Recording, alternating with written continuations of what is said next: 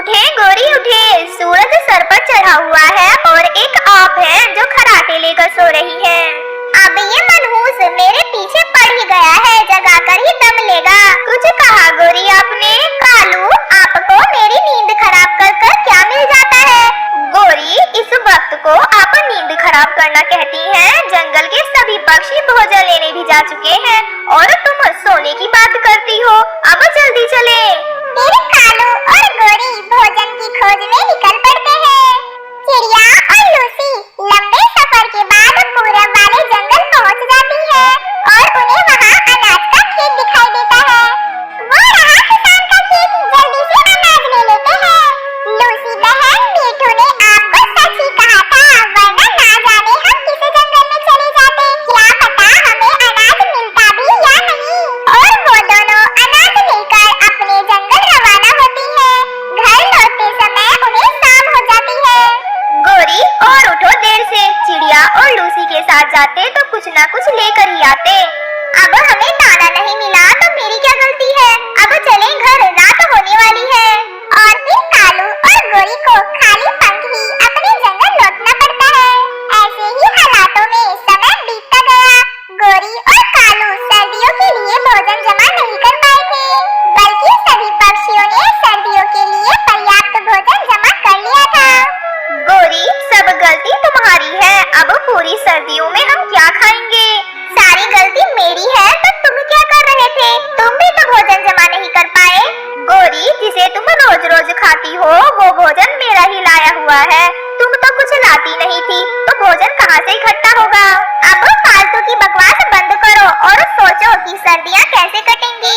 सिर्फ भोजन ही चाहिए तुम्हें। इस घर की हालत नहीं देख रही हो जो पूरी तरह से खंडर है। कड़ाके की ठंड में एक दिन भी नहीं रह पाओगी यहाँ पर तुम। मतलब क्या है तुम्हारा? क्या अब हमें घर भी बनाना पड़ेगा?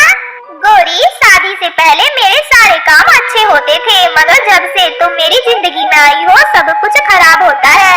पता नहीं बिना भोजन और घर के सर्दियाँ कैसे गुजरेंगी। सोचना बंद करे और कुछ सोचने दे। करना क्या है? सोचो सोचो, सोचने से कुछ भी नहीं आने वाला।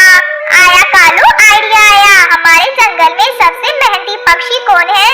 गोरी, तुम्हारे आगे तो सभी ठीक है, मगर सबसे ज्यादा चिड़िया है। वो किसी काम में पीछे नहीं हटती। तो ठीक है कालू, आप मुझे उस चिड़िया से मिला कर लाएं, जरा मैं भी देखूं वो कितनी मेहनती है। ऐसा कहकर वो चिड़िया के घर जाते हैं। टुनटुनी, गोरी को आपसे मिलना था, इसीलिए हम आपके घर आए हैं। गोरी बहन, बताएं आपको क्या काम था मुझसे? कुछ नहीं टुनटुनी बहन, बस मेरा घर में मन नहीं लग रहा था, तो मैंने सोचा किसी से बातें कर लूं, शायद तभी मन लग जाए। और फिर शाम को वो अपने घर जाते हैं। कालू, वो चिड़िया तो बहुत सीधी है, हमारी बातों में आसानी से आ जाएगी। अब देखना मैं सब चीजों का कैसे इंतजाम करती हूँ। कालू, ये पत्र लेकर जाओ और चिड़िया को दे देना, कहना डाकिया देकर गया है। फिर कालू वो पत्र को लेकर चिड़िया को देने चला जाता है। चिड़िया पत्र पाकर बहुत खुश होती है, क्योंकि वो पत्र उसकी मायके से जो आया था। मम्मा मम्मा, नानो ने क्या लिखा है पत्र में? हमें बुलाया ही होगा। बेटा, पत्र पढ़ने तो दो मुझे, तभी तो मैं आपको बताऊंगी कि नानो ने क्या कहा है। टुनटुनी चिड़िया जैसे ही पत्र पढ़ती है उसकी बोलती बंद हो जाती है। बेटा, हमें अभी नानो के घर जाना होगा। नानो की तबीयत बहुत खराब है, वो अंतिम सांसें गिन रही है। चलो बच्चों, अभी हम चलते हैं। ऐसे बातें कर कर टुनटुनी चिड़िया अपने बेटे के साथ अपने मायके जाती है। टुनटुनी चिड़िया के जाते ही कालू और गोरी चिड़िया के घर पर कब्जा कर लेते हैं। कालू जी, अब तो आपकी सारी चिंताएं ही दूर हो गई। हमारा घर भी मिल गया और भोजन भी। अब कोई शिकायत ना करना मुझसे। वाह गोरी वाह, आपका आइडिया तो कमाल का था।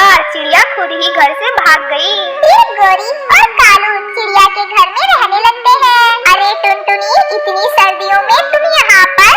आओ जल्दी से कंबल में बैठ जाओ, रास्ते में तुम्हें ठंडी हवाएं लगी होंगी। फिर नानो चीकू को कंबल में ढक लेती है और पीने के लिए चाय देती है। बेटी टुनटुनी, तू भी कंबल ले ले, तुझे बहुत सर्दी लगी होगी।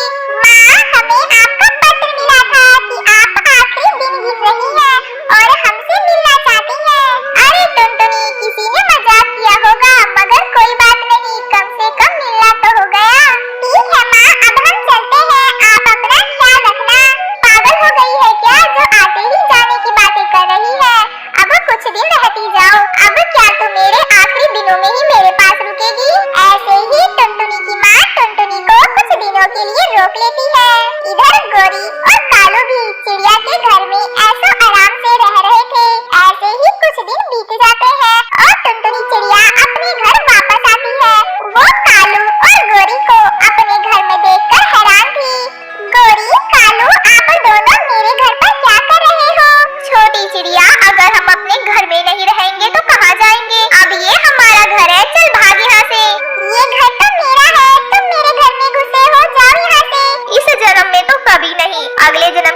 करे तो आ जाना। ऐसा कहकर वो दोनों दरवाजा बंद कर लेते हैं। चिड़िया को उनकी सारी चाल समझ में आ जाती है। बदमाशों ने धोखा दिया मुझे, लेकिन अब मैं क्या करूं? अब मैं अपने बच्चे को लेकर कहाँ जाऊं? ऐसे रोते हुए चिड़िया कबूतर के घर जाती है और वहाँ अपने बच्चे को छोड़ने की बात करती है। कबूतर भैया, आप मेरे बेटे को कुछ दिनों के लिए अपने पास रख ले। मुझे जंगल से सूखी लकड़ियाँ लाकर अपना घर बनाना है। नहीं टुनटुनी, तुम दूसरा घर नहीं बनाओगी। मैं चलता हूँ तुम्हारे साथ उन कौवों को सबक सिखाने। नहीं कबूतर भैया, वो कौवे बहुत बुरे हैं। अगर उन्हें जबरदस्ती घर से निकाला तो वो आपसे बदला लेंगे और मैं नहीं चाहती मेरी वजह से किसी का नुकसान हो। इतना कहकर टुनटुनी चिड़िया पहाड़ों से लकड़ियाँ लाने चली जाती है और दिन रात की कड़ी मेहनत से टुनटुनी चिड़िया अपना नया घर बनाकर तैयार कर लेती है। देखा देखा कालू जी, आपने चिड़िया कितनी मेहनती है। दूसरा घर भी फटाक से बना लिया उसने। ऐसे ही समय बीतता रहा। सभी पक्षी समय समय पर अपनी घर की मरम्मत करते और कालू और गोरी का तो अपने घर पर ध्यान ही नहीं था। उनका घर कमजोर हो जाता है और एक दिन टूटकर गिर जाता है। कालू और गोरी सभी पक्षियों से मदद मांगते हैं पर उनकी कोई मदद नहीं करता। गोरी, हमने चिड़िया का घर लूटा था, इसीलिए कोई पक्षी हमारी मदद नहीं कर रहा है। अब पूरी रात हमें ठंड में ही मरना पड़ेगा। और इसी तरह